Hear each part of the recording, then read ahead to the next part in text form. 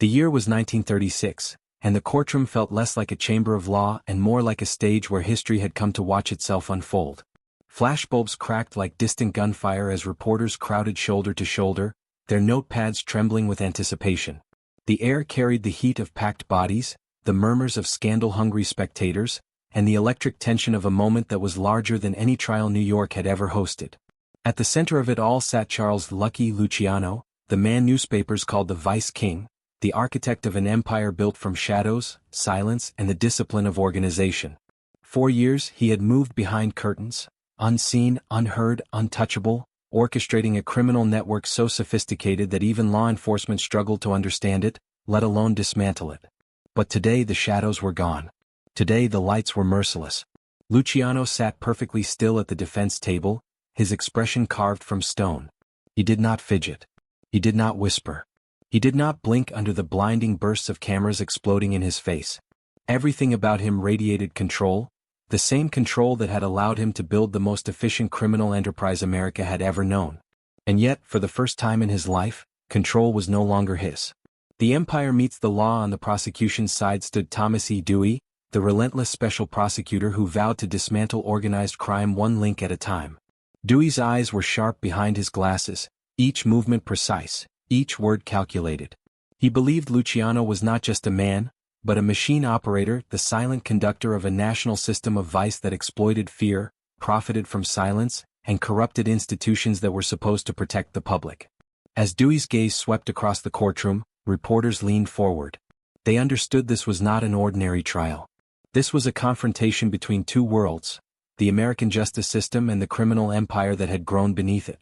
And for the first time the empire was sitting in chains.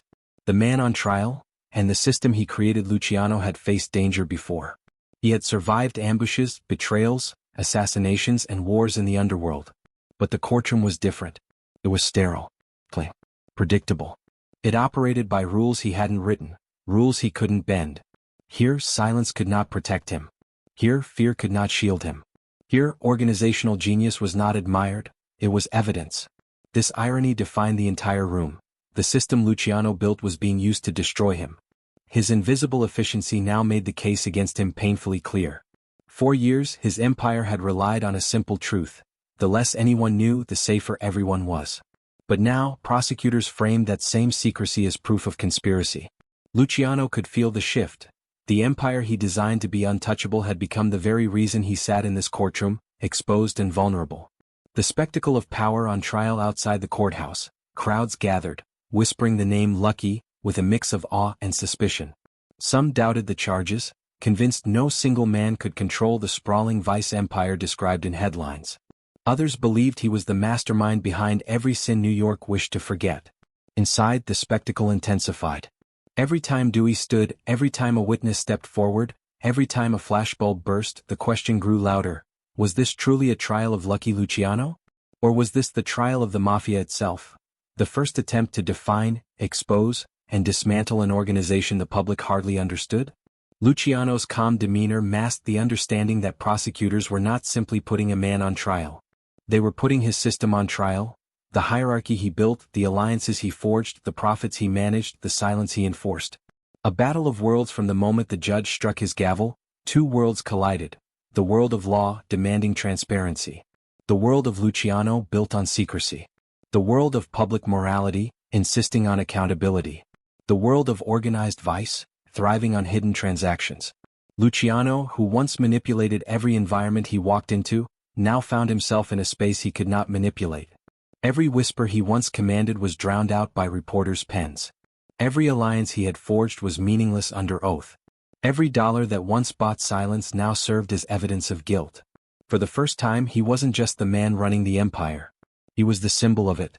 The central question as the trial opened, the room felt suspended in time. The empire Luciano had built waited outside these walls, watching, breathing, adapting. The government, desperate to prove its strength, prepared to attack the very structure that had eluded them for decades. And the question hovered like smoke over every head. Was this trial truly testing Lucky Luciano, or was it testing the Mafia itself, its reach, its secrecy, its power, and its future? Only one thing was certain. By the time this courtroom finished its work, neither Luciano nor the empire he built would ever be the same. Before Lucky Luciano emerged as the architect of modern organized crime, America's underworld was a wild frontier, chaotic, unstable, and constantly on the brink of self-destruction. The early 20th century criminal landscape was a tangled mess of rival gangs, clashing ethnic factions, old-world Sicilian rituals, and the combustible fuel of prohibition flooding the streets with opportunity and blood. It was a world built on hustles, not systems, and dangerously lacking a leader who could bring order to the rising storm. The Mafia existed, but not in the way history would later define it. It had no central authority, no coordinated structure, no unified purpose. It was a scattered constellation of small-time bosses, each clinging desperately to his own street, his own crew, his own rules. And that fragmentation created a vacuum, one that begged for a strategist smart enough, ruthless enough, and visionary enough to fill it. A patchwork of gangs, not an organization. In the neighborhoods of New York, criminal groups operated like isolated tribes. Italian gangs guarded their blocks against Irish groups, who battled Jewish crews, who clashed with independent bootleggers. The city felt like a giant chessboard where all the players moved at once with no strategy, no coordination, and no endgame. Every gang had its own way of doing things. Every boss believed himself a king. And every man fought to protect scraps of power that came from controlling a corner, a gambling room, or a bootlegging route. There was no cooperation between boroughs, much less between cities. No one imagined a national network. No one believed crime could be industrialized. Violence erupted constantly because violence was the only governing mechanism anyone understood. Fights over territory became shootouts. Disputes over money became assassinations. Even minor disagreements escalated into wars that destabilized entire neighborhoods. Crime was reactive, unpredictable, and ultimately self-defeating. Old-world Sicilian traditions, powerful but restrictive, layered over this chaos were the traditions brought from Sicily, rituals rooted in honor, bloodline loyalty, and secrecy. These customs shaped the early Mafia in America, but they also held it back. Sicilian bosses insisted on rigid hierarchies, blood oath loyalty, strict ethnic boundaries, unquestioned obedience, personal vendettas. ***. These rules worked in small villages, where the Mafia acted as a parallel justice system. But New York was not Sicily. In the crowded tenements and bustling streets of America's largest city, these old traditions clashed with the realities of modern opportunity. Sicilian bosses feared innovation. They distrusted outsiders. They discouraged alliances across ethnic lines. And above all, they punished independence. Their worldview created stagnation. Their rigidity created instability. Their nostalgia for the past created vulnerability. The old Mafia was powerful, but it was not prepared for the new world being born around it. Prohibition, the catalyst that exposed every weakness. When the 18th Amendment outlawed alcohol in 1920, the entire criminal world changed overnight. Prohibition created an economy no one expected. A nationwide demand for illegal liquor worth hundreds of millions of dollars. Suddenly, small-time criminals had access to big-time profits, if they could survive long enough to claim them. Bootlegging became the most lucrative racket in American history. But instead of order, it unleashed unprecedented chaos. Trucks hijacked in the streets, rival gangs torching warehouses, shifting alliances built on desperation, murders committed over supply routes, police bribed by every side, yet loyal to none. The streets turned into battlegrounds. Greed soared faster than discipline. Violence rose faster than organization. Prohibition highlighted the underworld's greatest flaw. There was no leader capable of uniting these forces. The criminal world needed a strategist. Someone who could see beyond block-by-block turf wars and imagine something larger than any gang, any neighborhood, or any tradition. A Mafia without vision. By the early 1920s, the Mafia was at its most vulnerable. Internal feuds simmered, Sicilian traditionalists fought against American-born upstarts, and newer gangs ignored the old codes entirely. Without central leadership, the organization splintered into factions, each convinced the others were enemies. The idea of a national or even citywide syndicate seemed impossible. Partly because no one had the imagination to attempt it, and partly because anyone who tried risked being assassinated by paranoid bosses terrified of losing control. This fractured world created both danger and opportunity. A lesser man might have been crushed by it. A clever man might have survived it. But only a visionary could rise above it. The stage is set for transformation. Into this broken landscape stepped a young immigrant named Salvatore Lucania, later known as Lucky Luciano. He watched the chaos unfold, learned from every feud, calculated every weakness, and recognized the glaring absence that defined the era. There was no system. And without a system there could be no empire. Luciano understood something no one else did. Crime didn't need to be a series of isolated hustles. It could be organized. It could be unified. It could be structured like a corporation. The world before him was lawless not by nature but by neglect. It was waiting, unconsciously, dangerously, desperately, for someone to impose design on disorder. His rise would fill that void. His leadership would reshape the underworld. And his eventual prosecution would represent not just the fall of a man, but the beginning of the government's war against a system he had yet to create. Before Luciano, the Mafia was a fragmented street force. After Luciano, it would become an empire. And this is the world that made his ascent possible, a lawless landscape waiting for a leader. Before Lucky Luciano became the mastermind behind America's criminal underworld, he was simply Salvatore Lucania, a boy navigating the brutal realities of immigrant life. Born into hardship and raised in the crowded labyrinth of New York's Lower East Side, he grew up surrounded by noise, desperation, and a constant struggle for survival. It was here, amid poverty and violence, that Luciano learned the two skills that would define his life: how to endure, and how to understand people. A childhood forged by hardship, the Lucania family arrived in America hoping for opportunity, but opportunity was scarce in the tenements. Young Salvatore watched his parents work endlessly and still come home exhausted, with barely enough to feed their children. The neighborhood teemed with disease, brawls, and shouting matches between families competing for scarce resources. School offered no comfort. He struggled with English, was mocked for his accent, and quickly realized that classrooms rewarded conformity, not survival. So he gravitated to the streets, the real learning ground for an immigrant boy. On these streets he discovered something crucial: no one protects you. You protect yourself. Luciano absorbed this lesson before he even knew what ambition meant. Hardship molded him, but it didn't harden him. Instead, it sharpened him, gave him eyes that saw opportunity where others saw threats, and instincts that sensed danger before it arrived. The early hustler emerges by his early teens. Salvatore was hustling in ways that revealed the strategist inside him long before he had power. He ran errands for local gangsters, learned the rhythms of dice games, and quickly understood which men were dangerous and which men only pretended to be. He watched how money moved, how favors were traded, and how influence shaped outcomes long before fists or weapons did. He developed a talent rare among street kids. He learned to read people. A twitch of the jaw, a shift in posture, a lie disguised as confidence. He noticed everything. He recognized fear in others before they recognized it in themselves. He saw ambition glowing beneath quiet faces. He saw jealousy simmering beneath polite smiles. These early observations formed the psychological toolkit that would later make him unstoppable. Meeting Meyer Lansky, the mind that completed his own one day, a teenage Luciano crossed paths with a small, intense boy named Meyer Lansky. They met during a street fight between Italian and Jewish kids, a typical territorial clash. But instead of escalating the fight, Lansky diffused it with calm, sharp logic, and Luciano admired it instantly. There was a spark between them. Lansky understood numbers. Luciano understood people. Both understood the world. Their friendship became one of the most important alliances in American criminal history. Lansky taught Luciano mathematical discipline, the art of strategy behind gambling, and the value of calm calculation. Luciano taught Lansky how to navigate the social battlefield, how to influence, persuade, and manipulate without breaking a sweat. Together they formed a partnership far more significant than either realized. It wasn't built on ethnicity or tradition. It was built on mutual intellect.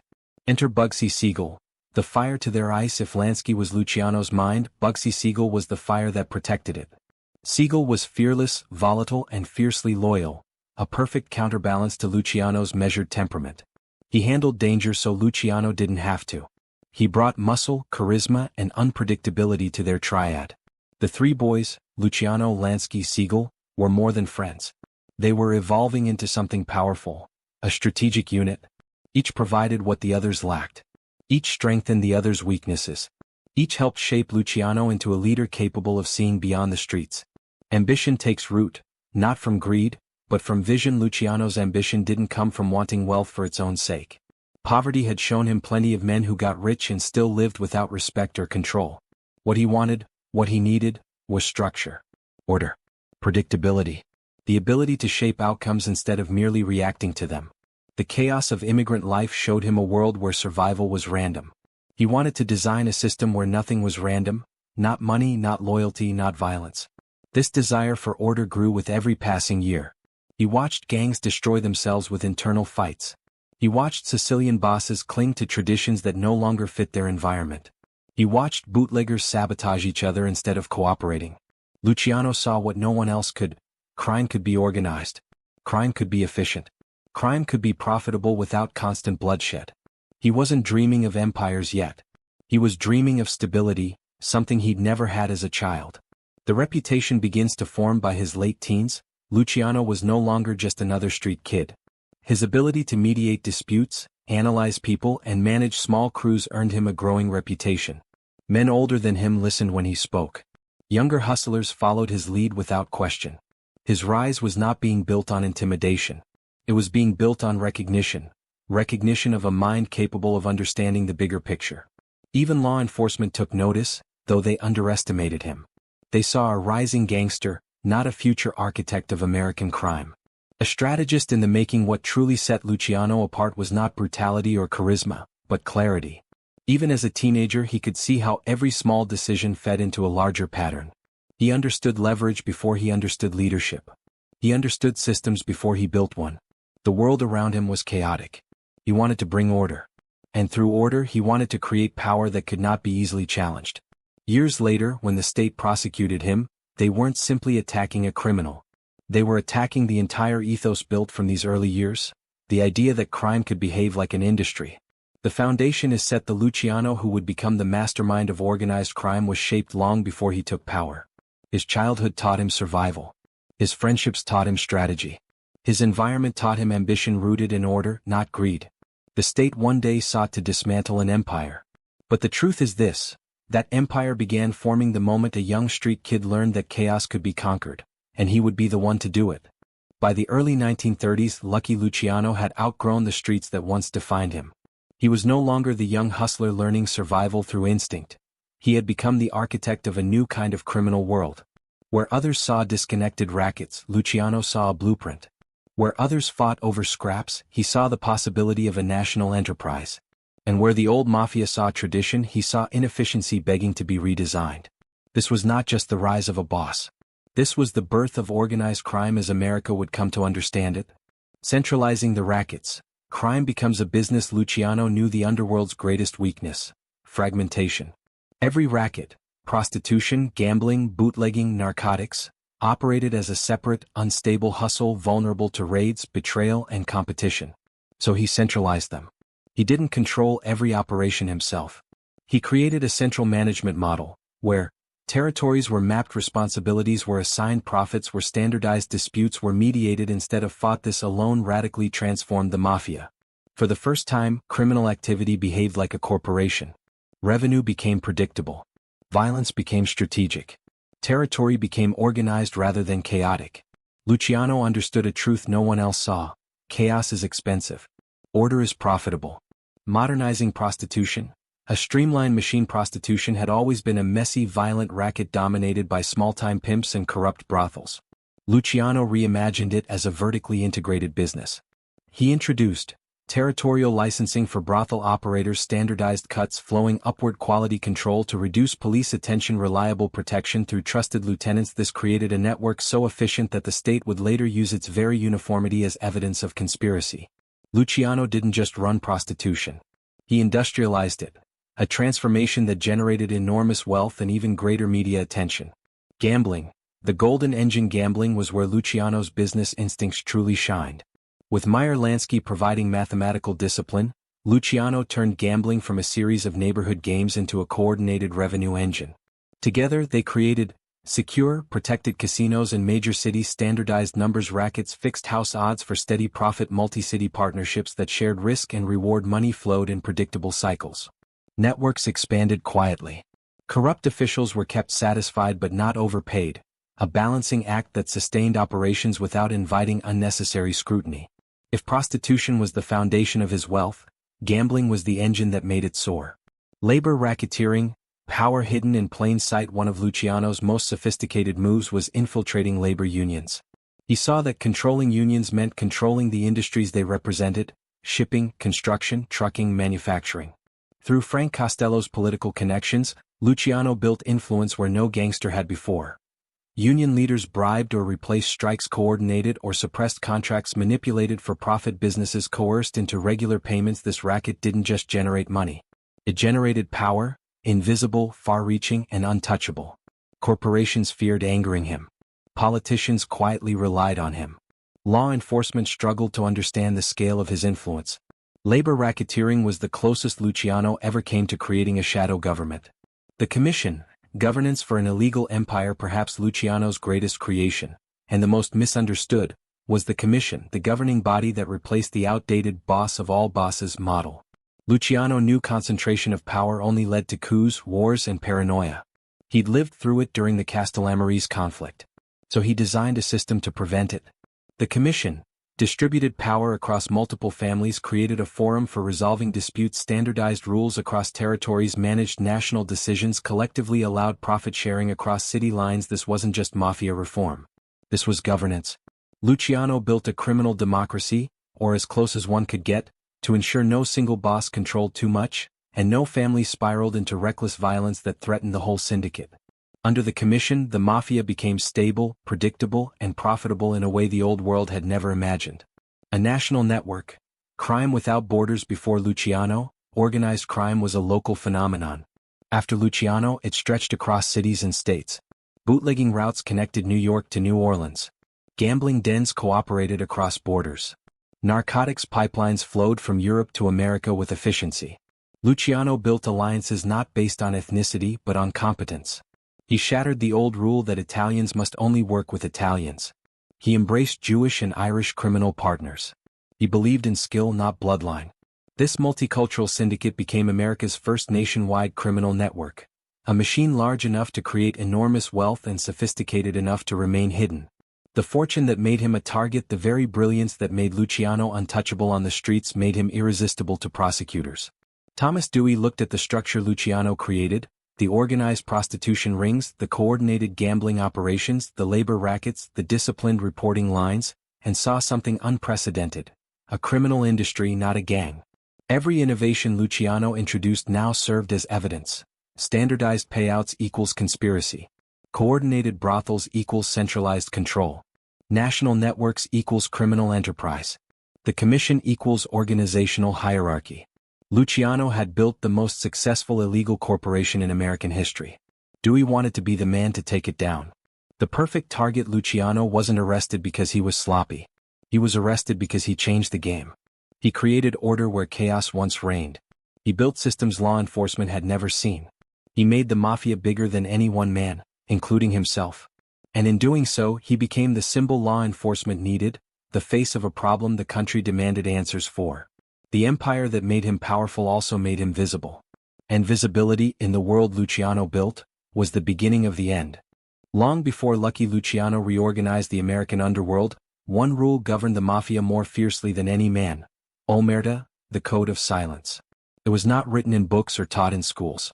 It lived in the marrow of Sicilian culture, passed from father to son, whispered in alleys, reinforced through shared danger and shared blood. For centuries, Omerta protected communities where law could not be trusted. It was survival. It was identity. It was power. When Luciano rose to prominence, he didn't just inherit this code, he modernized it. He transformed Omerta from a cultural expectation into a strategic weapon, a psychological tool that kept his empire united, disciplined, and nearly impossible for outsiders to penetrate. But the same silence that shielded him in the streets would one day become the silence that condemned him in court. The psychology of silence to Luciano, Omerta was more than the refusal to talk. It was a way of thinking, a worldview, a psychological discipline that turned men into loyal, controlled assets who understood exactly what was expected of them. He recognized that silence created unity, men bonded by shared secrecy. Fear, betrayal meant certain death. Predictability, fewer risks, fewer leaks. Power, only Luciano and his top lieutenants knew the full structure. Silence was stability. Silence was order. Silence was currency. And in the underworld, currency became loyalty. Luciano rarely needed to threaten his men, the culture did that for him. A soldier didn't remain quiet because he feared Luciano personally. He remained quiet because breaking Omerta was the ultimate sin, a betrayal of heritage, identity, and brotherhood. Luciano enforced the code with a balance of respect and calculated fear. He rewarded loyalty generously. He protected those who held the line. But he eliminated traitors without hesitation. To him, silence was not cruelty. It was management. Old World Code, New World structure. Traditional Sicilian bosses saw omerta as a rigid, sacred rule rooted in Italian soil. Luciano took that Old World code and fused it with his modern American vision. He created a system where silence was not just moral obligation, it was organizational strategy. He used it to compartmentalize information, reduce internal conflicts, maintain anonymity of leaders, eliminate unnecessary communication, keep law enforcement blind. In Luciano's world, a soldier might know his immediate superior, but not the man above him. A capo regime understood his district but not the entire city. Only Luciano and a select few understood the full blueprint. This was omerta transformed into corporate security. He didn't need paperwork, passwords, or written orders. His entire empire functioned on verbal instruction, implicit trust, and the understanding that silence was life. Omerta as a weapon. Luciano's brilliance lay in recognizing that silence could be used offensively, not just defensively. When rivals tried to gather information, they found nothing. When police interrogated soldiers, they received shrugs. When prosecutors asked questions, answers evaporated. Silence destabilized enemies while stabilizing Luciano's operations. He weaponized omerta in 3 ways. Against rivals, no one could map his structure. No one could predict his moves. Against law enforcement, without testimonies, the state had no narrative to present in court. Against internal dissent, the fear of breaking omerta prevented coups, leaks, and rebellion. This was how Luciano survived the Castellamarese War. This was how he built the commission. This was how he maintained control over a multi-city empire. Omerta was his shield. Omerta was his sword. The irony that changed his life, but what made Luciano powerful in the streets became a trap in the courtroom. When Thomas Dewey launched his assault on organized crime, he understood a simple truth. Luciano's greatest protection, silence, could become the state's greatest weapon. Because omerta meant, no one would testify to defend Luciano, no one would break ranks to clarify operations, no one could explain the actual structure of leadership, and no one would contradict the state's claims. Silence became a vacuum, and the prosecution filled it with their version of the story. Witnesses from the prostitution network talked freely because they weren't bound by omerta. They weren't mafia. They weren't trained. They didn't follow the code. Their testimony shaped the narrative while the true members of Luciano's organization remained silent, not out of fear of Dewey but out of obedience to the code. Luciano sat in court knowing that breaking omerta to defend himself would shatter the empire he built more effectively than any prison sentence. So he kept quiet. He let the system speak for him, even as it was used against him. And that silence, once his strongest armor, became Exhibit A in the state's case. Respect, fear, and the cost of loyalty. Luciano's loyalty system was constructed with care. He was generous, fair, and intelligent enough to understand the emotional needs of the men beneath him. He created bonds built on respect, not just fear. His leadership inspired commitment rarely seen in criminal organizations. But loyalty without voice becomes vulnerability. In the streets, silence made Luciano untouchable. In the courtroom, it made him powerless. The paradox at the heart of his fall: the code that built the Mafia kept Luciano from defending himself. The silence that protected him created gaps the prosecution filled with allegations. The loyalty that made him powerful left him isolated when he needed allies most. Omerta was a masterpiece, but even masterpieces cast shadows. The shield that became chains as the courtroom lights glared down on Luciano, he understood the bitter irony. The code that built his empire was the same code that ensured he would fall alone. In the end, omerta did not abandon him. He honored it. He lived by it. And in the courtroom where his empire was put on trial, he let silence speak louder than any witness ever could. Before Lucky Luciano ever faced a jury, before Thomas Dewey ever stepped into the courtroom, the true reason Luciano became a target was simple. His criminal empire made too much money, and money creates influence, and influence creates fear. Luciano didn't just run rackets. He engineered industries. He built systems. His operations didn't look like the crimes of a street gang. They looked like the revenue streams of a corporation. And in the eyes of law enforcement, that made him far too dangerous to ignore. Crime as industry, Luciano's masterstroke. Luciano's genius was understanding that vice could be organized like commerce. He took activities that had been chaotic, violent, and unstable for decades, gambling, extortion, narcotics, labor racketeering, and prostitution, and restructured them into reliable, multi-tiered systems. Each racket operated like a department. Each crew functioned like a workforce. Each territory behaved like a district. Money didn't just come in, it flowed, predictable and steady. Luciano transformed the underworld from a collection of hustlers into a functioning economy, one that rivaled legitimate business in both scale and reach. Infiltrating institutions. Power hidden in plain sight. Luciano knew that true power could not come from fear alone. It came from access. And so, through labor racketeering and political bribery, his organization seeped quietly into the legitimate institutions of New York.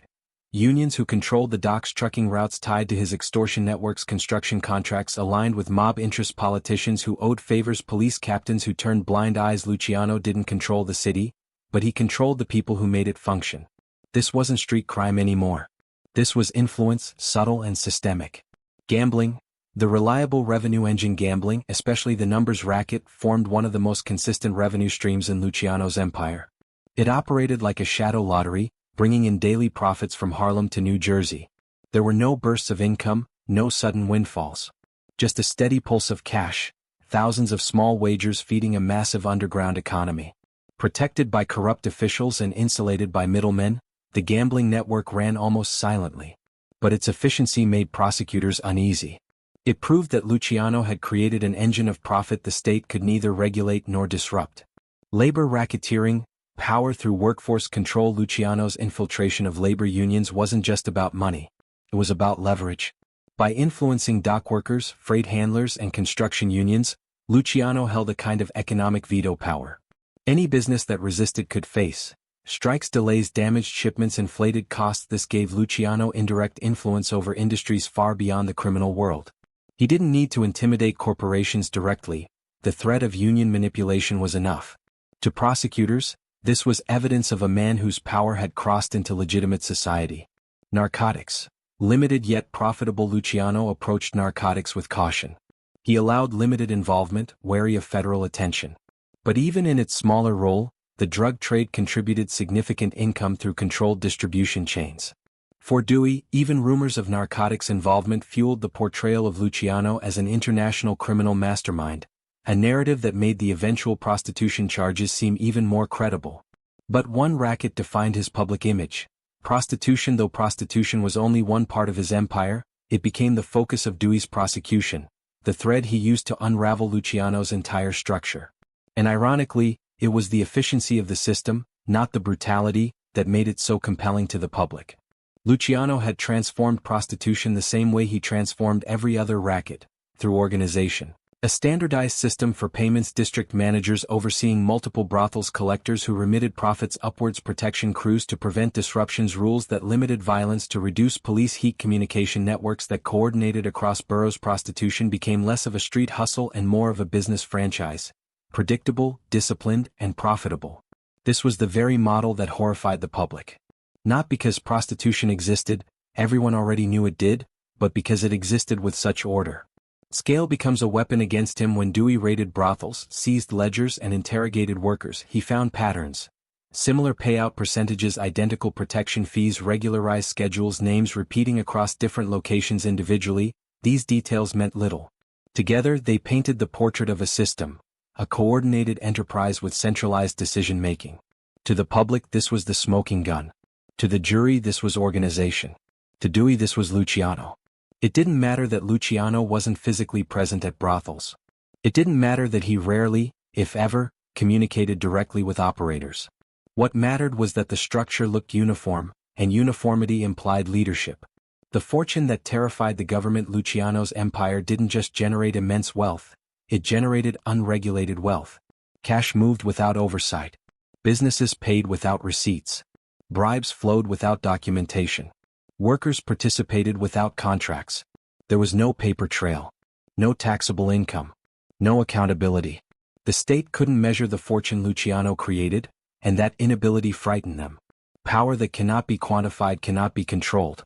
And Luciano had built a fortune so well hidden, so well engineered, that law enforcement finally decided the man behind it needed to be destroyed before the system grew larger.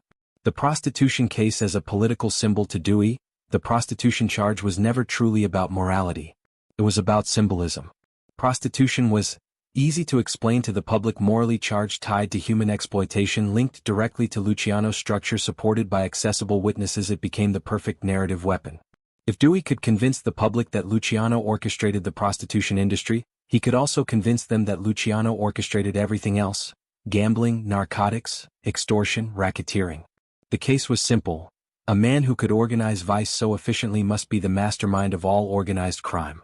The irony behind his downfall: Luciano wasn't prosecuted because he was sloppy. He was prosecuted because he was effective. He made crime stable. He made vice predictable. He made the underworld profitable. He made himself indispensable. And in doing so, he made himself impossible to ignore. The empire he built fed him money, but it also fed the fear that ultimately put him on trial. Luciano's true danger was not violence or drugs or extortion. It was organization. He turned crime into business, business into structure, structure into power, and power, in the eyes of the law, demanded a reckoning. Long before Lucky Luciano ever stepped into a courtroom, the forces that would ultimately bring him down were already in motion, not in the streets, not in the brothels, but in the political offices and shadowy corners of the underworld. Luciano's fall was not the product of a single enemy or a single mistake. It was the convergence of ambition, fear, betrayal, and timing. His fate was shaped by men who needed him gone for reasons that had little to do with morality and everything to do with power. Three figures in particular formed the triangle that tightened around Luciano: Thomas Dewey, Dutch Schultz, and Vito Genovese. Each man played a role, willingly or not, in constructing the path to Luciano's arrest.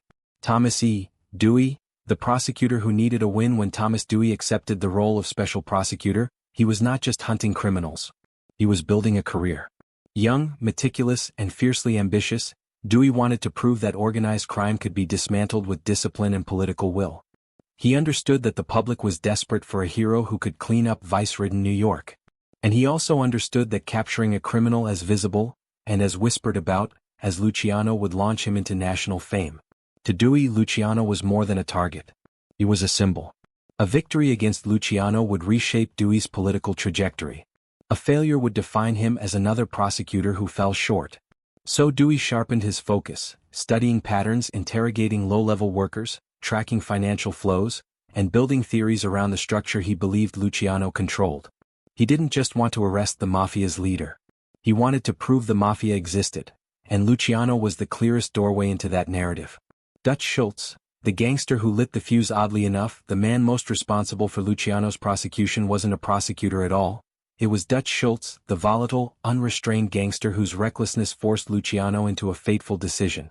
Schultz was facing indictment from Dewey on tax evasion charges. Furious and desperate, he announced his intention to assassinate the prosecutor. But to Luciano, this wasn't just reckless, it was suicide.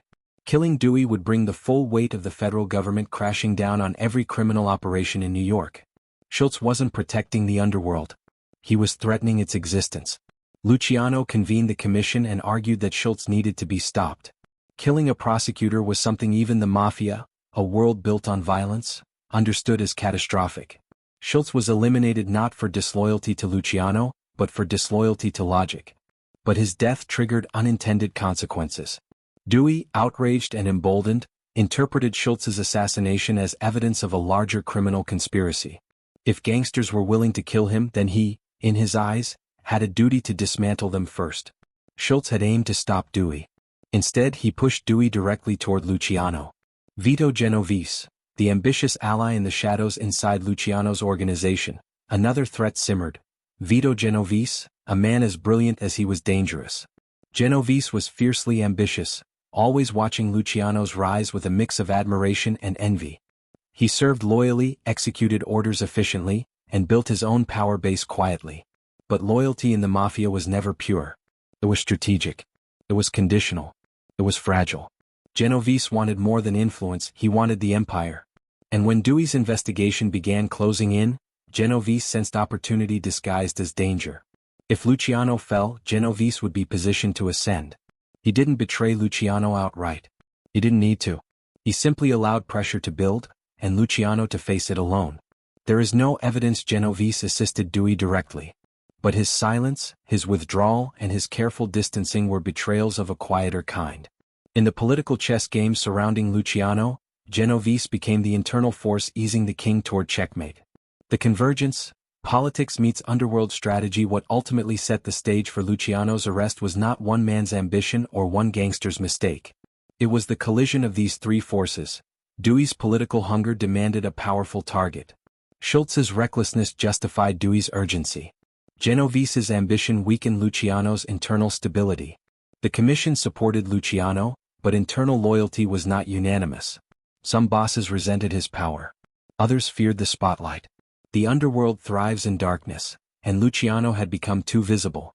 To prosecutors, he looked like the mastermind behind everything. To politicians, he looked like proof that crime had structure. To rivals, he looked like a figure who could be replaced. To journalists, he was the villain they needed. Luciano had become the central figure in a narrative he didn't write. A perfect moment for a powerful enemy. Dewey didn't simply catch Luciano. He chose him. He recognized what Luciano represented. A national criminal network, a restructured mafia, a man who crossed ethnic lines, a businessman who treated crime like an industry. Luciano's innovations had made him irreplaceable within the mafia, and irresistible to prosecutors determined to make a statement. He had unified committees, stabilized profits, and created order. And that order made him look exactly like the criminal administrator Dewey wanted to expose. The storm takes shape. By the time Dewey launched the prostitution investigation, the political winds were already behind him. The public was hungry for justice. Reporters were eager for headlines. Prosecutors were thirsty for victory. Rivals remained silent. Allies kept their heads down. Luciano was the architect of the modern mafia. Dewey was the architect of the case that would bring him down. And between them stood the ghosts of Schultz and the ambitions of Genovese, two men whose choices shaped the prosecution more than any witness ever would. Before Lucky Luciano ever sat beneath the courtroom lights, a far more dangerous battle had already unfolded. A hidden war fought in alleyways, interrogation rooms, newspaper headlines, and the minds of men caught between fear and survival. It was a war where the mafia's code of silence clashed with the government's hunger for answers. It was a war Luciano never saw directly, yet one that shaped every moment of his prosecution.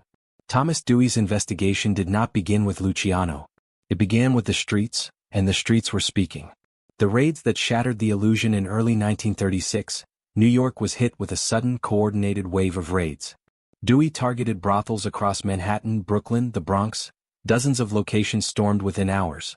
Doors splintered open. Girls screamed. Customers fled half-dressed into stairwells. Ledgers, cash, and personal notes were seized by police who had never before acted with such precision. The underworld felt the impact instantly. For years, Luciano's prostitution network had operated quietly, efficiently, almost invisibly. Now, the illusion of safety vanished in a single night. Operators panicked. Collectors fled. Madams wondered who had broken ranks. But no one had. The raids were not the result of betrayal. They were the result of organization, Dewey's, not Luciano's. Dewey was finally learning to think like his enemy. Informants, breaking the unbreakable code. Luciano always believed that omerta, the sacred code of silence, would protect him. Among mafia soldiers it did. But Dewey didn't target soldiers. He targeted the vulnerable. The madams, the bookkeepers, the doormen, the frightened young women who worked in the brothels. These people were not mafia. They were not sworn to silence. They had no cultural devotion to omerta. They feared the law more than Luciano. And Dewey used that fear with surgical precision. He offered immunity, protection, relocation, the promise of a clean slate, and for the first time, the underworld's silence broke. One madam talked to save herself. Another talked to avoid jail time. Another talked simply because she had nothing left to lose. Their stories varied in detail but aligned in structure. Enough for Dewey to stitch together a narrative, even if pieces were exaggerated, distorted, or misunderstood. Luciano had never met most of these women. But they had heard his name whispered in back rooms, spoken with reverence and fear. In Dewey's hands, whispers became testimony. Testimony became evidence. Evidence became strategy. The interrogation rooms, fear versus pressure behind closed doors, psychological warfare intensified. Dewey's interrogators used contrasting techniques. Calm reassurance, sudden intimidation, promises of safety, threats of deportation, long silences meant to break nerves. Some witnesses cracked within hours. Others held out for days. But eventually, Dewey obtained what he needed. A sequence of overlapping stories suggesting a centralized operation, one that prosecutors could attribute to Luciano. Meanwhile, mafia members watched from the shadows, suffocating under their own rules. They understood the danger but could do nothing. They could not intimidate witnesses already under police protection. They could not attack Dewey without triggering national retaliation. They could not speak publicly without violating omerta. Luciano's empire was built to survive street wars. It had no armor against a prosecutor who fought with subpoenas instead of bullets. Dewey's strategy: expose the system by targeting the edges. Dewey was the first prosecutor to understand that attacking Luciano directly was impossible. Luciano didn't sign documents, didn't give orders on paper, didn't appear in brothels or gambling dens, and didn't associate publicly with low-level criminals. So Dewey attacked the edges of the empire. By crushing the lowest links in the chain, he created fear that rippled upward. And fear, unlike violence, could not be contained by loyalty. Even those who remained silent felt the pressure. Dewey didn't need everyone to talk, he just needed enough voices to construct a story convincing enough for a jury. And slowly, methodically, his narrative formed. Brothels reporting to collectors, collectors reporting to supervisors, supervisors reporting to an invisible center. That invisible center would be Luciano, even if evidence remained circumstantial. The Mafia's counter-strategy: silence and denial. While Dewey built momentum, the Mafia scrambled to form a response. Luciano's allies insisted the raids were exaggerated, that the testimonies were unreliable, that the prosecutors were inventing structure where none existed. But denial was not defense. Omerta kept the organization intact, but it also kept Luciano vulnerable. A Mafia soldier would rather die than talk. A terrified madam would rather talk than lose everything. For the first time, Luciano's greatest weapon, fear-induced silence, was useless. The Mafia could not fight a war with no targets. This was not the Castellamarese War. This was not a battle of gangs. This was a battle of narratives, and Dewey owned the narrative. The net tightens around Luciano. Word reached Luciano in fragments. Dewey was building something. Witnesses were talking. The press was circling. Judges were cooperating. Police commissioners were supporting Dewey's crusade. Even worse, Luciano sensed internal hesitation. Men like Vito Genovese stepping back, unwilling to risk their own safety. The empire Luciano designed to withstand violence was now being threatened by pressure, politics, and perception. Prosecutors didn't need to catch Luciano committing a crime. They simply needed to make the country believe he ran a criminal industry. And the more Dewey pushed, the clearer it became. Luciano wasn't just being hunted. His system was being hunted. The hidden war reaches its peak by the time Dewey announced his charges. The outcome felt inevitable. The raids, the testimonies, the headlines, the political momentum. Everything had tightened around Luciano with the force of a trap designed months in advance. The Mafia could fight bullets. It could not fight public opinion. It could not fight a prosecutor with ambition and timing on his side. It could not fight witnesses it never trained to stay quiet. The hidden war was over. And for Luciano, the real war, the courtroom war, was about to begin. For years, Lucky Luciano believed he understood every threat the world could throw at him. He had survived assassins, gang wars, political pressure, and the volatile ambitions of dangerous men. But when the law finally came for him, it did not arrive in a New York courtroom or a dark alley. It arrived in Hot Springs, Arkansas, a quiet resort town where Luciano thought he was beyond reach, a place where he expected relaxation, anonymity, and temporary escape. Instead, he found the moment his empire began to crumble. The arrest, a king seized far from his throne on April 3, 1936, Luciano stepped out of the Southern Club in Hot Springs with the confidence of a man who still believed himself untouchable. He had been staying in the town for days, gambling, drinking, and enjoying the discreet hospitality that corrupt local officials readily offered for the right price. Hot Springs had always been friendly to underworld figures. Luciano assumed it would stay that way. Then he saw the officers. State troopers, U.S. Marshals, and detectives, all moving together with quiet determination. At first, Luciano thought it was a misunderstanding. Then he saw the warrant. Then he saw their eyes. No hesitation, no fear, no negotiation. The man who built a national empire through silence and strategy was suddenly handcuffed far from home, not by rival gangsters or vengeful enemies, but by a coordinated police operation from a prosecutor he had underestimated. Luciano laughed when they first told him the charge. Prostitution? This was what brought them to Arkansas. But disbelief quickly dissolved. When the officers said Dewey's name, Luciano finally understood. This was not about prostitution. It was about him. This was political. This was personal. And this was organized with the same precision he once believed only he possessed. The fall had begun.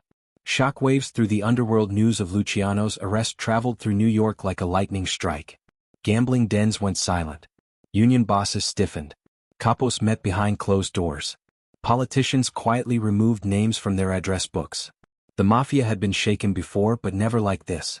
Luciano wasn't just another boss, he was the architect of the modern system. He was the stabilizing force behind the commission, the negotiator who prevented wars, the visionary who built profit-sharing structures from Harlem to Havana.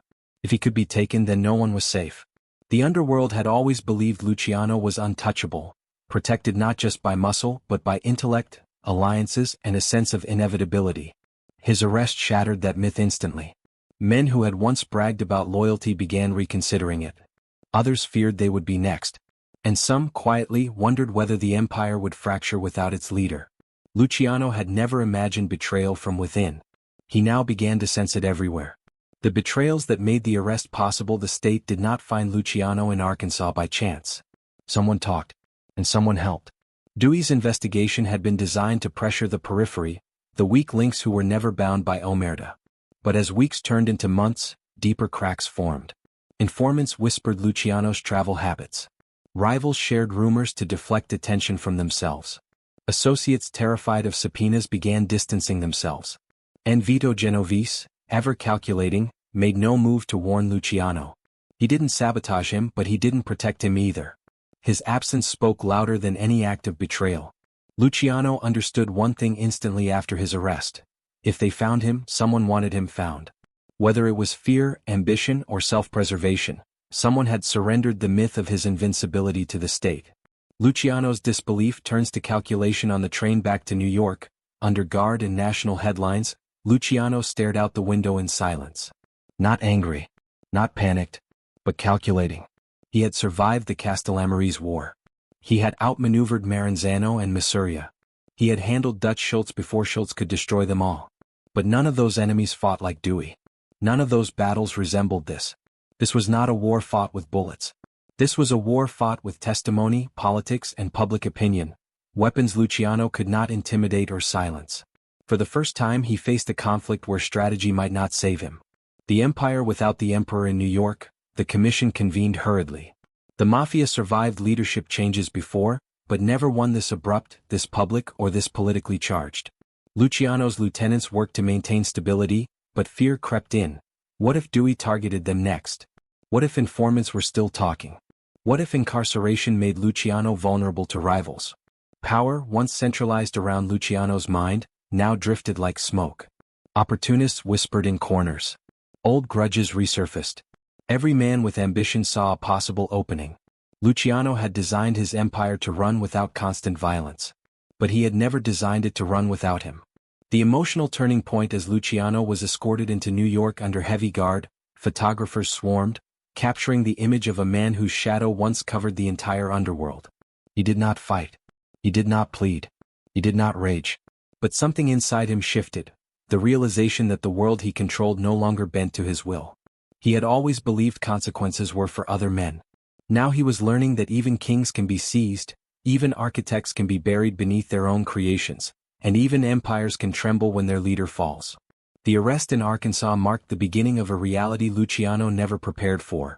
A world where fear could not protect him, where silence could not save him, where the law, not a rival boss, became the greatest enemy he ever faced. The fall had begun, and for the first time in his life, Lucky Luciano was no longer lucky. The courtroom was packed every single day, reporters elbowing each other for position, spectators whispering about scandal, and jurors already aware they were witnessing something far greater than a vice case. The trial of Charles Lucky Luciano in 1936 was not merely a legal proceeding. It was a public spectacle, a political performance, a cultural turning point. For the first time, the state openly declared war on the Mafia, and Luciano was the face they chose to represent it. The prosecutor who moved like a surgeon, Thomas E. Dewey, entered the courtroom each morning with the meticulous calm of a man who already envisioned the headlines. He didn't shout, didn't grandstand. He carved. Slowly, methodically, precisely. Every witness he called was a slice into the underworld's secrecy, every document a stitch unraveling the Mafia's invisible seams. Dewey's strategy was simple but devastating. Prove structure where the defense claimed chaos, prove leadership where Luciano claimed distance, prove organization where the Mafia insisted there was none. He didn't need to show Luciano physically at brothels. He only needed to show that someone, some central figure, coordinated the system. And no one in the public imagination fit that role better than Lucky Luciano. Witnesses who shocked the city when the first brothel madam took the stand, the courtroom exhaled. The public expected hardened criminals, not frightened women in modest dresses. But Dewey understood optics. These women weren't Mafia soldiers, they were victims, workers, mothers, daughters. Their vulnerability made their testimony compelling. One madam described a payment structure so uniform across boroughs that it sounded like franchise policy. Another explained how collectors visited on schedule, demanding fixed percentages. A third recalled hearing Luciano's name spoken as the top man, even if she had never met him. Their accounts were uneven, imprecise, sometimes contradictory, but the patterns aligned. And patterns were enough. The more they spoke, the more the public imagined Luciano as a spider at the center of a vast web of vice. Dewey didn't need airtight consistency. He needed emotion, outrage, and plausibility. And he had all three. The defense crumples under perception. Luciano's defense team attempted the impossible, arguing that prostitution was decentralized, uncoordinated, and incidental. They pointed out that no witness had ever spoken directly to Luciano, no letters linked him to orders, no records bore his signature. But Dewey countered with a devastating, elegant logic. The very absence of paper trails proved organization. Only a disciplined system could avoid leaving evidence. It was the courtroom equivalent of psychological judo, using Luciano's own operational brilliance against him. The better his system functioned, the easier Dewey framed it as criminal conspiracy. Luciano, silent, stoic, and simmering throughout the trial, Luciano sat in his tailored suit, back straight, expression unreadable. He watched witnesses speak falsehoods mixed with half-truths. He listened as prosecutors exaggerated his influence. He endured the circus of flashbulbs exploding inches from his face. But his eyes betrayed the truth. He was calculating, cataloging, analyzing, yet unable to act. This was the first arena in his life where silence offered no protection. No commission vote could stop the trial. No street soldier could intimidate the jury. No political ally dared intervene under public scrutiny. Luciano, who once controlled rooms full of killers with a glance, sat powerless as strangers debated the empire he built with clarity he wished they did not possess. Media sensationalism. The public demands a villain outside the courthouse. Newspapers printed explosive headlines. Vice King revealed. Luciano ran nationwide sex empire. Dewey exposes Mafia boss. The press didn't merely report the trial, it shaped it. Articles described Luciano as a mastermind, a shadow dictator of crime, the embodiment of corruption. Never mind that no such organizational chart existed. The public wanted a villain big enough to justify the moral crusade sweeping the city. And Luciano became that villain. For the first time in American history, the Mafia wasn't a whispered rumor. It was front-page news, photographed, dramatized, personified in a single man. The psychological meaning of the trial behind every testimony, every headline, every argument, one truth hovered. This wasn't just the trial of Lucky Luciano. It was the trial of the Mafia itself. The state wanted to prove that organized crime had hierarchy, that vice could be industrialized, that the Mafia was real, coordinated, and dangerous, that the government could dismantle it. Convicting Luciano meant convicting the idea of Mafia invincibility. It meant proving that structure existed, and could therefore be destroyed. The courtroom became symbolic terrain, law versus underworld, democracy versus secrecy, public morality versus private power. And Luciano was the avatar for everything the state wanted to challenge. The verdict, a symbolic strike. When the jury returned with a guilty verdict on multiple counts of compulsory prostitution, the city erupted. Dewey had his victory. The newspapers had their climax. The public had its enemy defeated. The courtroom murmured as the judge prepared to sentence Luciano. Reporters leaned forward. Flashbulbs fired again. Luciano remained still, the stillness of a man who understood the weight of the moment. 30 to 50 years. A sentence designed not just to punish him, but to eliminate him from the criminal landscape. The judge didn't merely punish a crime. He punished an entire era of underworld evolution. A victory written in symbolism. As Luciano was led away, chains clinking softly, the courtroom understood one thing. The state had done more than convict a man. It had declared war on an institution. Luciano's fall was the government's triumph, the media spectacle, and the Mafia's first great wound. The kingpin was defeated, and the message was unmistakable. No empire, no matter how organized, could stand against the full force of the state. Clinton Prison, a cold fortress in the rugged north of New York, was the last place anyone expected to find a man who once controlled the rhythms of the underworld. The stone walls loomed like a monument to finality, a sharp contrast to the glittering nightlife and bustling city Luciano once commanded. Yet even inside those walls, behind iron bars and watchful guards, Lucky Luciano was not finished. Prison ended his freedom. It did not end his influence. A king removed from his throne when Luciano first arrived at Clinton, the inmates watched him with curiosity, even awe. They knew his name long before he walked through the gates. But Luciano did not behave like a fallen monarch demanding respect. He behaved like a strategist studying new terrain. He adjusted quickly. No complaints, no outbursts, no illusions. He understood that survival inside required discipline, the same discipline that once allowed him to rule the streets. He observed guard routines, inmate alliances, internal hierarchies. Within weeks, he understood the prison's unspoken politics. Within months, he found entry points for influence. He wasn't scheming to escape. He was scheming to adapt. Running a network without leaving the cell, Luciano was isolated physically, but his mind remained mobile. Clinton Prison could restrict his movements, but it couldn't restrict the loyalty he had spent years cultivating. Trusted intermediaries, lawyers, messengers, visitors, carried whispers out of the prison and brought news back in. He issued approvals, rejections, cautionary advice, strategic suggestions, but he never issued orders. Direct orders could be traced. Advice could not. His empire outside evolved into a more decentralized structure, guided by lieutenants who still believed in the system he built. Luciano no longer shaped every decision, but his voice remained a quiet current influencing the direction of the underworld. Even behind bars, he was not irrelevant. He was a presence, distant but unmistakable. The emotional shift, from fury to reflection in the early months of his incarceration, Luciano struggled with rage. He felt betrayed by informants, disappointed in allies who hadn't fought harder, frustrated by a trial he believed was built on distortions. But rage was a luxury he could not afford. Slowly, the anger hardened into something more complex: introspection. Inside Clinton, Luciano faced time more directly than ever before. In the outside world, time moved according to money, ambition, and opportunity. Inside prison, time moved one way, forward, slowly, mercilessly. He reflected on the empire he built, the alliances he forged, the wars he prevented, the innovations he brought to the Mafia, the decision that doomed him for the first time. He saw the price of visibility. The structure that made him powerful had also painted a target on his back. Yet he never regretted building it. He regretted only losing control of it. A leader without a kingdom, without day-to-day authority, Luciano experienced a strange duality. He remained respected, even feared, but he was not physically present to enforce discipline or resolve disputes. He had to trust others, something that never came easily. Some allies thrived in his absence. Some grew ambitious. Some factions shifted loyalties.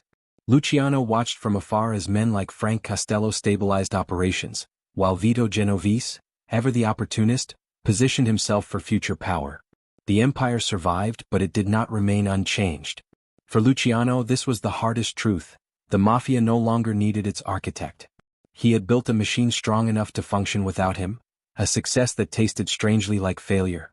Negotiating with a nation, Luciano in World War II. Then, unexpectedly, prison opened a new door.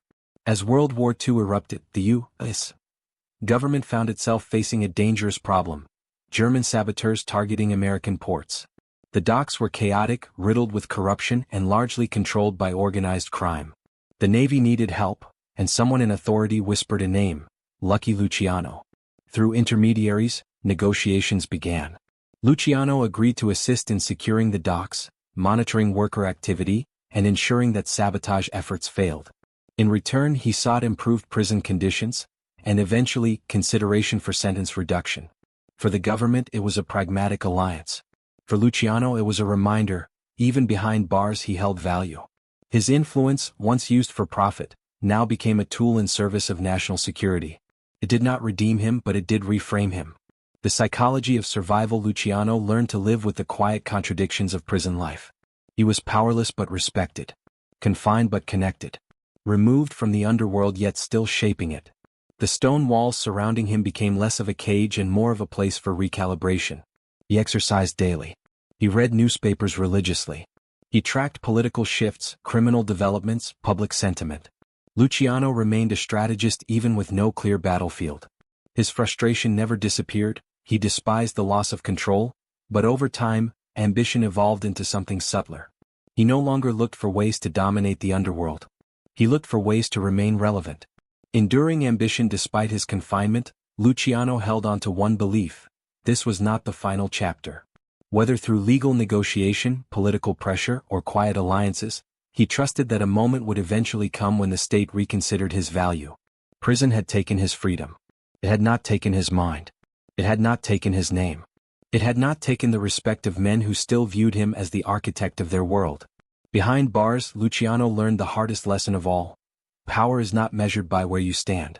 It is measured by who still listens when you can no longer move. And from inside Clinton prison, men still listened. When the gates of Clinton prison finally opened for Lucky Luciano in 1946, he walked out not as a free man, but as a conditioned one, freed from his sentence yet exiled from the country where he built his empire. His commutation came with a price: permanent deportation. No appeals. No return. No second chance at the throne he once commanded. The ship that carried him across the Atlantic also carried away the last remnants of the world he knew. When Luciano stepped onto Italian soil, he discovered something startling. He had become a living legend in a place where legends held no power. Italy, a home that was never home. Luciano arrived in Naples expecting familiarity. After all, he had been born in Sicily. Italy should have felt like a return to origins. But instead, it felt foreign, both culturally and emotionally. The Mafia in Italy was not the Mafia he helped build in America. It was older, more rigid, rooted in bloodline hierarchy and rural traditions. Luciano was not reverenced. He was tolerated, observed, analyzed like an imported species that didn't quite fit the ecosystem. He tried to reinsert himself into the Sicilian and Neapolitan networks, but the old guard bosses viewed him with suspicion. To them, Luciano was too American, too modern, too bold, too willing to break rules they considered sacred. He spoke a version of their language but not their code. For the first time since his youth, Luciano was not feared or obeyed. He was merely noted. Attempts at reasserting power, the Cuban interlude. Despite the restrictions of exile, Luciano refused to accept irrelevance. Through discreet channels, he began exploring ways to influence American operations from afar. His opportunity emerged in Cuba, a hotbed of gambling, international transit, and mob investment. In 1946, he slipped into Havana with the help of allies who still believed in his authority. For a brief moment, it felt as if the king had returned to the chessboard. Delegates from American families visited him. High-level meetings were held. Luciano envisioned a revival, a way to guide the syndicate from an offshore command post. He still had influence. He still had charisma. He still had the respect of men who had grown up reciting his innovations like scripture. But the world had changed. The U.S. government pressured Cuba to expel him. Rivals like Genovese maneuvered behind the scenes to undermine his resurgence. American leaders feared that Luciano in Havana would resurrect the very empire they believed they destroyed in 1936. Within months he was forced back to Italy, his brief reclamation of authority extinguished. A king without a kingdom. Back in Naples, Luciano's life slowed. He lived comfortably but without command. He walked the same streets every morning, ate at the same cafes, and became a familiar figure, a polite man in a suit with a past too large for the life he now lived. He still had money. He still had reputation. But influence? That was fading. Visitors from America came, but they no longer sought orders, only opinions. Younger mob leaders knew his name but not his weight. The Mafia he had built now moved according to new alliances, new markets, new leaders. Luciano felt the bitterness quietly. He had created a system designed to outlive any one man. He never expected it to outgrow him so quickly. Reflection. Power lost and power understood. As years passed, Luciano became increasingly introspective. He spent long nights smoking on balconies overlooking the city, contemplating what power had meant, and what it had cost. He realized that his greatest achievement had also been his greatest undoing. The organizational genius that stabilized the Mafia made it visible, and visibility made him vulnerable. His trial hadn't just reshaped law enforcement, it reshaped the very structure of the Mafia, forcing it into deeper secrecy and stricter compartmentalization. In conversations with friends, Luciano spoke less about regret and more about inevitability. "I built something too big," he once said. "Too big to hide. Too big to control." He had long believed that fear and respect were enough to maintain order. Now he understood that time was the only force stronger than the Mafia. Time changed loyalties. It eroded memories. It replaced kings with new ones. The trial's shadow over his final years. Luciano spent his last decade living in the long shadow of the trial that removed him from America. That trial had rewritten the rules of engagement between the government and organized crime. It marked the first time the state successfully portrayed the Mafia as an institution rather than scattered criminals. And Luciano's name became permanently tied to that transformation. In private moments he acknowledged the paradox. His innovations made the Mafia stronger. His prosecution made law enforcement stronger. Both sides evolved because of him. The endgame: peace, loneliness, and legacy. On January 26, 1962, Luciano died of a heart attack at Naples airport after meeting with a film producer planning a movie about his life. It was fitting. Even in death he was caught between myth and reality. His final years were neither triumphant nor tragic. They were contemplative, measured, human. He was a king without a kingdom, but a king nonetheless. A man whose influence had reshaped the criminal world and the legal world alike. In exile, Luciano discovered the truth he had never seen in power. Empires survive. Men don't. But if a man builds wisely enough, his shadow outlives his throne. When the courtroom doors closed on Lucky Luciano's fate in 1936, few understood that the implications of his conviction reached far beyond the man himself. His prison sentence may have ended his reign, but his trial ignited a transformation that reshaped both the Mafia and the American justice system. It marked the beginning of a new era, one in which organized crime evolved, law enforcement adapted, and Luciano's name became forever linked to the mythology and mechanics of the underworld. Ironically, the trial that broke him also preserved his legacy. The trial that exposed an invisible world before Luciano's conviction. Most Americans dismissed the Mafia as myth or melodrama, shadowy, scattered criminals operating without structure. Dewey's prosecution changed that forever. Through witness testimony, sensational headlines, and courtroom theatrics, the public suddenly saw organized crime depicted as a coherent, hierarchical, multinational enterprise. Luciano may not have been the omnipotent mastermind Dewey portrayed, but the trial convinced an entire nation that such a figure existed. The idea of a single boss controlling prostitution, gambling, labor racketeering, and extortion captured the public imagination. And once the myth existed, the Mafia grew into it. The trial didn't just expose the Mafia. It defined it. Law enforcement learns the Luciano model. Dewey's victory set a precedent for how prosecutors approached organized crime. They realized they didn't need a smoking gun or direct orders. They needed a narrative of structure, a demonstration that illegal enterprises operated with corporate efficiency. Luciano's innovations inadvertently taught the state how to fight the Mafia, follow financial patterns, analyze uniform methods, target syndicate infrastructure, not individual crimes, apply conspiracy statutes, pressure low-level operatives to break silence. This became the foundation of future prosecutions, including the RICO Act decades later.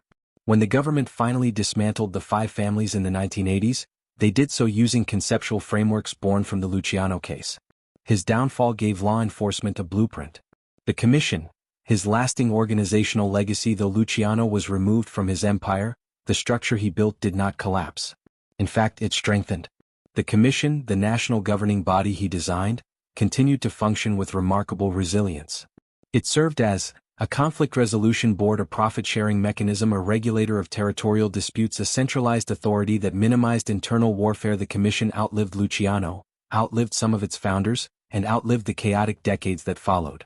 Even in periods when law enforcement pressure intensified, the Commission's design provided stability.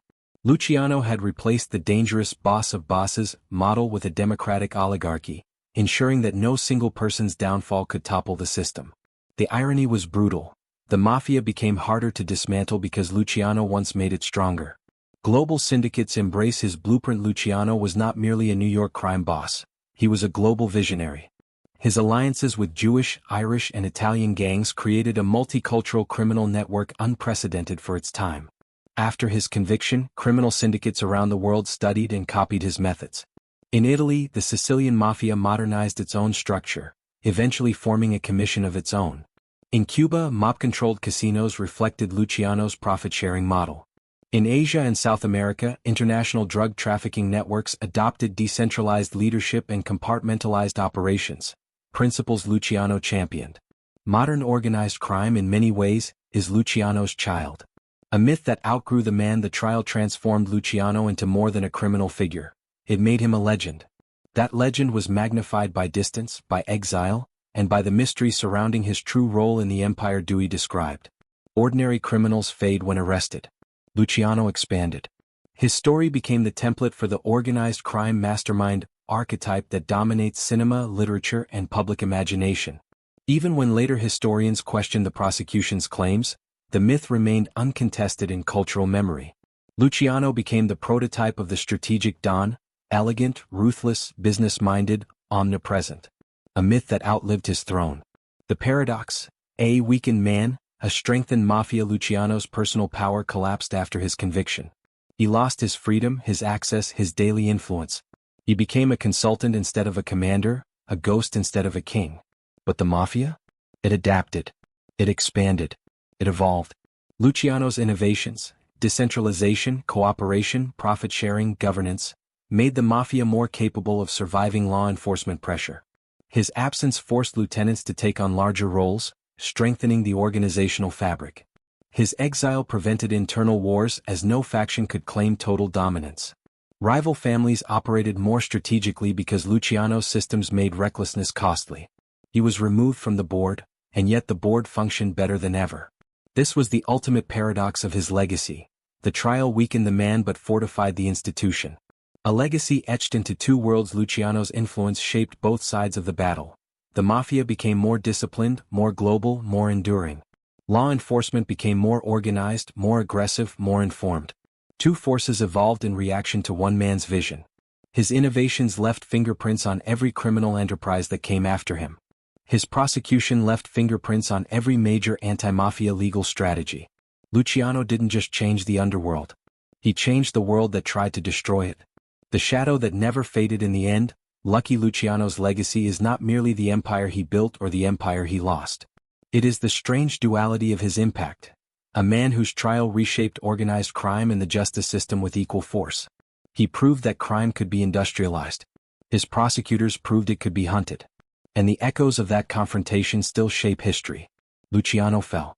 But everything he set in motion, structure, myth, resistance, ambition, continued long after him.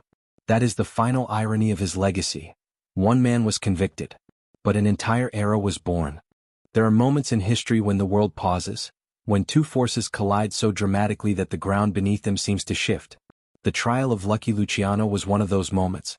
It was not simply a courtroom battle. It was the collision of two philosophies, two systems of power, and two visions of how the world should function. On one side stood the centuries-old code of the underworld: secrecy, loyalty, hierarchy, silence.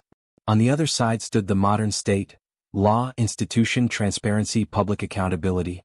The courtroom became the arena where these worlds met, not through violence, but through argument, testimony, and the unrelenting weight of justice. A symbolic confrontation. When Luciano took his seat at the defense table, he brought with him more than a criminal legacy. He brought the psychology of a man who had risen through chaos by imposing order where none existed. He built systems, networks, alliances, a world ruled not by chance but by calculation. Dewey, standing at the opposite end, brought the rising force of American modernity.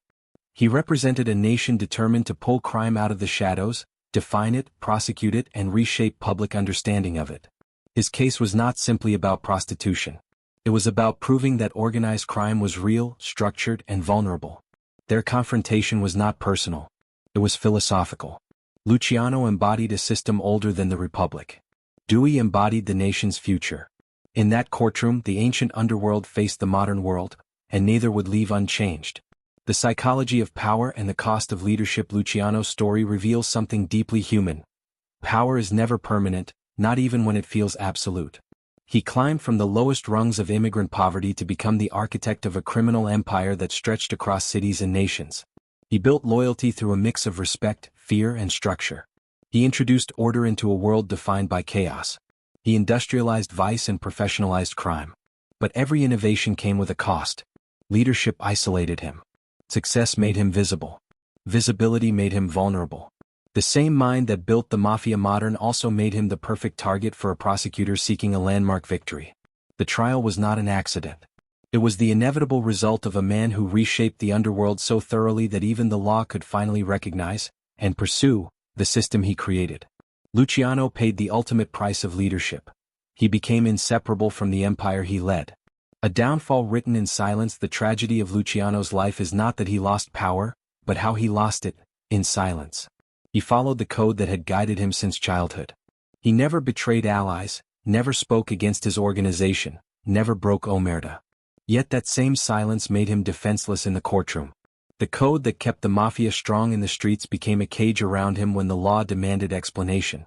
His downfall was not a betrayal of his values. It was the consequence of honoring them. This duality, loyalty as strength and loyalty as weakness, defines Luciano's psychological legacy. His rise was built on understanding human nature. His fall was built on refusing to abandon the identity that gave him power. The legacy of the trial of Lucky Luciano did more than convict a man. It shifted the balance between crime and justice. It forced the Mafia into deeper secrecy, more sophisticated compartmentalization, and stricter internal governance. It taught law enforcement how to investigate organized crime as a system rather than a series of isolated acts. It created narratives that continue to shape movies, books, and public imagination. Luciano may have been sentenced to decades behind bars, but the impact of his prosecution echoed through generations, altering both the underworld and the institutions that sought to dismantle it. He became the example every future Don studied and every future prosecutor analyzed. A haunting reminder: Luciano's story ends not with a shootout or a betrayal, but with a gavel, a symbol more powerful than any gun. His trial reminds us that empires, no matter how vast or disciplined, are fragile before the weight of law and time. It reveals the psychological truth at the heart of every rise and fall. Power is temporary.